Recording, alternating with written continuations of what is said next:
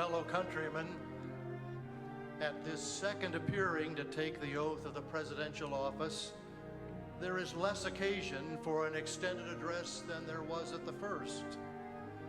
Then a statement, somewhat in detail, of a course to be pursued seemed fitting and proper.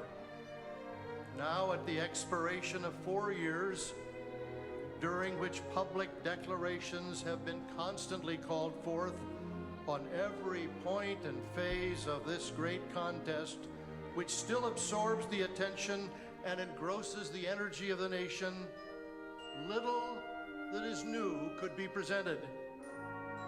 The progress of our arms, upon which all else chiefly depends, is as well known to the public as to myself, and it is, I trust, reasonably satisfactory and encouraging to all.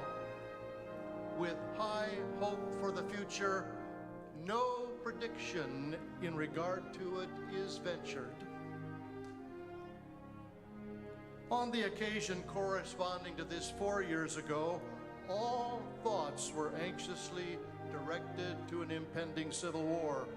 All dreaded it. All sought to avert it. While the inaugural address was being delivered from this place, devoted altogether to avoiding war, the Union insurgent agents were in the city seeking to destroy it without war, seeking to dissolve the Union and divide effects by negotiation. Both parties deprecated war, but one of them would make war rather than let the nation survive, and the other would accept war rather than let it perish. And the war came. 1/8 of the whole population were colored slaves, not distributed generally over the Union, but localized in the southern part of it. These slaves constituted a peculiar and powerful interest. All knew that this was somehow the cause of the war. To strengthen, perpetuate, and extend this interest was the object for which the insurgents would rend the Union, even by war, while the government claimed no more right than to restrict the entire enlargement of it.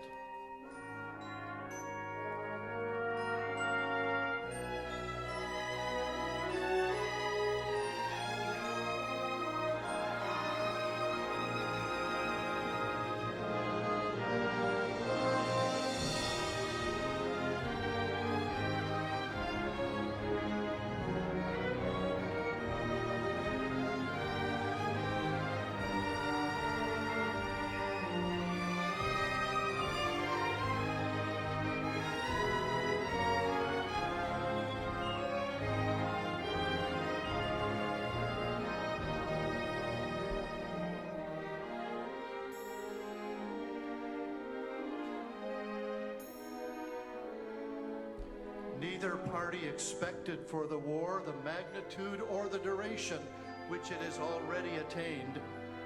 Neither anticipated that the cause of the conflict might cease with or even before the conflict itself should cease. Each looked for an easier triumph and a result less fundamental and astounding.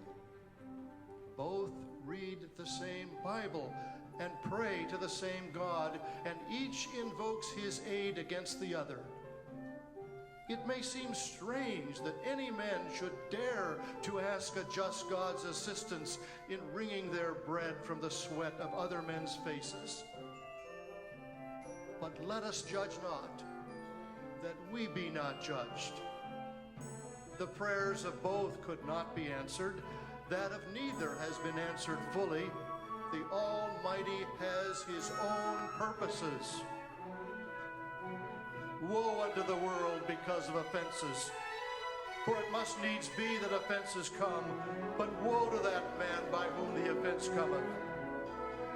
If we shall suppose that American slavery is one of those offenses which in the providence of God must needs come, but which having continued through his appointed time he now wills to remove, and that he gives to both North and South this terrible war, as the woe due to those by whom the offense came, shall we discern therein any departure from the divine attributes which the believers in a living God always ascribe to him?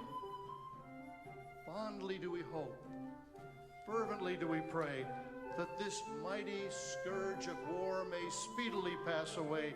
Yet if God wills that it continue until all the wealth piled by the bondman's 250 years of unrequited toil shall be sunk, until every drop of blood drawn with a lash shall be paid by another drawn with a sword.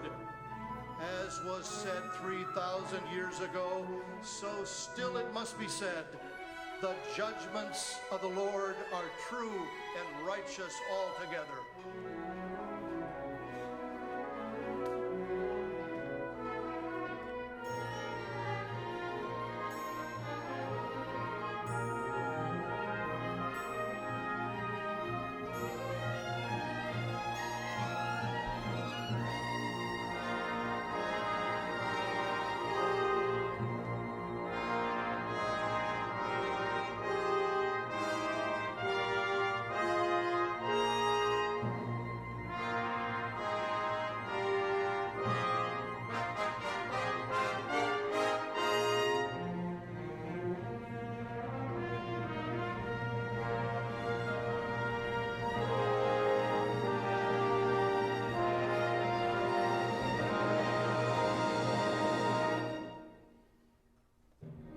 With malice toward none, with charity for all, with firmness in the right as God gives us to see the right, let us strive on to finish the work we are in, to bind up the nation's wounds, to care for him who shall have borne the battle, and for his widow and his orphan, to do all which may achieve and cherish a just and a lasting peace among ourselves and with all